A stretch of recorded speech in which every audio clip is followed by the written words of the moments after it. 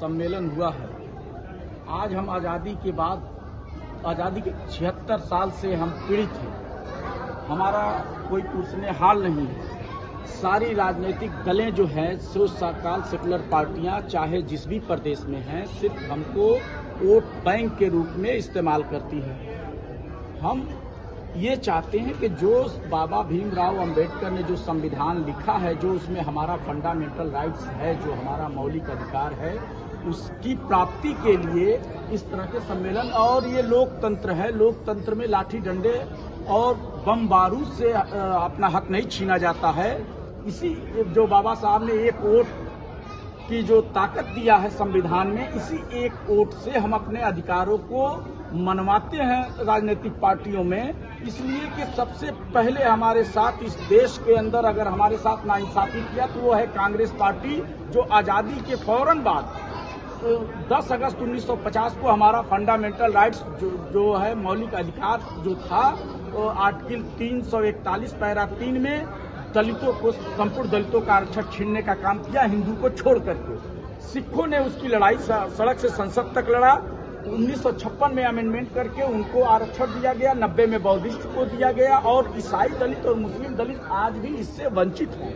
हमारा ये डिमांड है, और इस सम्मेलन के माध्यम से हम एनडीए की सरकार से हम ये डिमांड कर रहे हैं कि मोदी जी भी ये चाह रहे हैं कि पसमानदा मुसलमानों की, उनको भी बहुत फिक्र हो गई है इधर। मैं उनसे ये चाहता हूं कि उस प्रेसिडेंशियल ऑर्डर को हटा दें, ताकि उसमें जो हमारा जितने भी धर्म के जो जातियां हैं सबको उसका लाभ मिल सके। चाहे लोकसभा की 85 सुरक्षित सीट है, उस पे हिंदू दलित लड़ता है, 56 के बाद सिख दलित लड़ता है, 90 के बाद बौद्धिस्ट दलित लड़ता है, लेकिन मुस्लिम और ईसाई दलित नहीं लड़ता है। इतना बड़ा नाइंसाफी, इस मुद्दे पे कोई सदन में आवाज नहीं उठाता। 27% जो ओबीसी का आरक्षण है पूरे देश के अंदर, उसमें से 8.44 ओबीसी मुसलमानों का कोटा है। आज तक उसको किसी भी सोकाल सेकुलर पार्टी ने अलग नहीं किया। अति पिछड़ा मुसलमानों के जहां तक सवाल है, अर्जाल का जहां तक सवाल है, अति पिछड़ा मुसलमानों का आयोग अलग से गठित होना चाहिए। इस सम्मेलन के माध्यम से हम ये डिमांड कर रहे हैं नीतीश सरकार से, और अन्य प्रदेशों में जहां कांग्रेस की सरकार है, जहां एनडीए की सरकार है, उन सभी प्रदेश की सरकारों से हम ये डिमांड कर रहे हैं कि अति पिछड़ा मुस्लिम आयोग गठित किया जाए। ताकि देखिए, यूपी के अंदर एक अखिलेश यादव भी हैं, मुसलमानों के बहुत हमदर्द हैं, फर्जी मगरमच्छ की आंसू भी बहाते हैं, उन्होंने पीडीए भी बनाया है। मैं पूछना चाहता हूं कि पीडीए का फुल फॉर्म क्या है? पहला दावेदार अहिर का।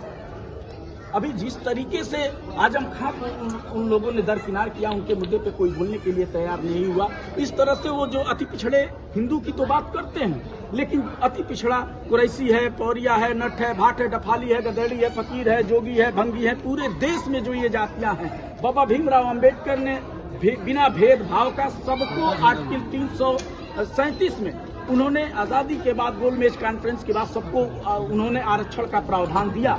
लेकिन जिस तरीके से हमारा ये आजादी के बाद ये शोषण हो रहा है, बाबा भीमराव अंबेडकर के संविधान को जिस तरीके से लोग गला घोट रहे हैं, कुचलना चाहते हैं, हम उनसे ये सवाल करने के लिए हम समाज को इकट्ठा कर रहे हैं, और अपनी लड़ाई को मनवाने के लिए जो लोकतंत्र में तरीका है वो हम अपना रहे हैं। और जिस तरीके से आंदोलनकारियों को ये केंद्र सरकार कुचलना चाहती है, जेल के सलाखों में डाल रही है, मैं उसका पुरजोर मजम्मत करता हूं और खुले मंच से उनका विरोध करता हूं, और उनको चेतावनी देता हूं कि अगर एनडीए को भी पसमानदा मुसलमानों को अगर वोट चाहिए तो वो हमारे अधिकारों की बात करें, वो हमारे संवैधानिक अधिकारों की बात करें, हमारे मौलिक अधिकारों की बात करेंगे। जो हमारे अधिकार की बात करेगा वो सत्ता पे राज करेगा। अपना परिचय। नूरुल हुदा, प्रदेश उपाध्यक्ष, राष्ट्रीय उलमा काउंसिल, पूर्व छात्र संघ महामंत्री, पूर्वांचल यूनिवर्सिटी।